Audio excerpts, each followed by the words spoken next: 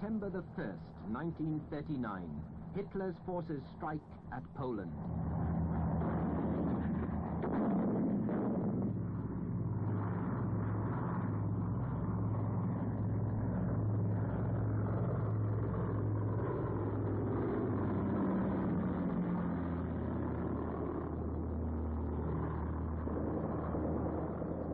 Though the Poles fought bravely, they were overwhelmed by the brutal speed of the German attack. Within less than 3 weeks, the Polish army was beaten. This was total war, waged by a ruthlessly efficient military machine.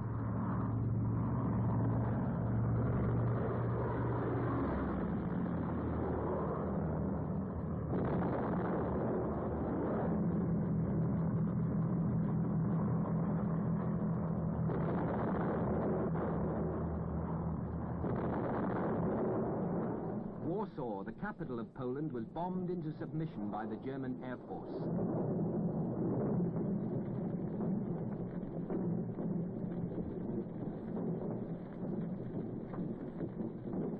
And once Poland had been conquered, it was divided between Russia and Germany. The Polish state was smashed. In the German-held territory, the Poles were treated with the greatest brutality, so as to make any further resistance impossible. Educated Poles were rounded up in thousands and imprisoned or shot.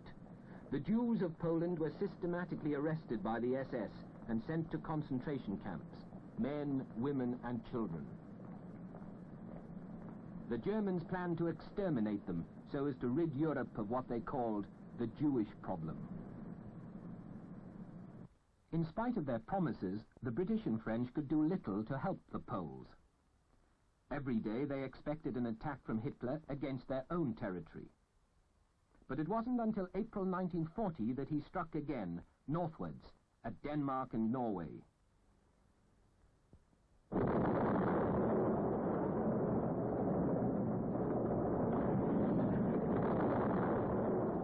There were British forces in Norway, but the Germans took them by surprise and drove them out. Once again, Hitler won a lightning campaign.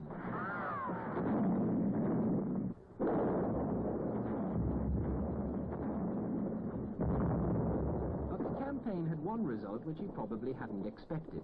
By now, Mr. Chamberlain, the man who tried to come to terms with Hitler, had lost the confidence of the British people. On May the 10th, a much tougher man became Prime Minister in his place, Winston Churchill. You ask, what is our aim? I can answer in one word: victory. Victory at all costs. Victory in spite of all terror. Victory however long and hard the road may be. But the very same day that Churchill came to power, the German forces were smashing into Belgium and Holland and France in a lightning attack.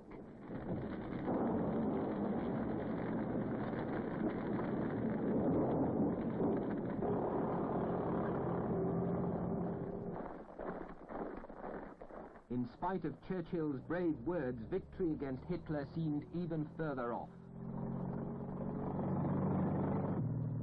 Many of the German generals had thought Hitler's plan was bound to fail, but it succeeded brilliantly, for the French and British were taken completely by surprise. By June the 14th, the Germans had taken Paris.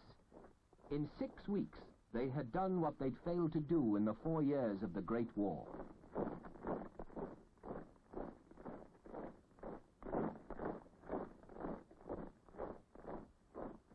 But there was one ray of hope for Britain.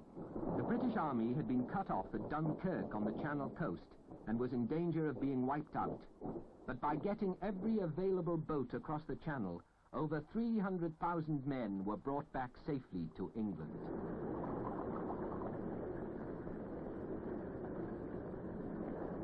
But it was a beaten army. And Hitler was convinced he had little to fear from Britain. In Berlin, as he took the salute at a victory parade of the German army, it was a time of triumph. He had kept his promise. He had wiped out the Treaty of Versailles, and the German people could forget the frustrations and humiliations of the 1920s.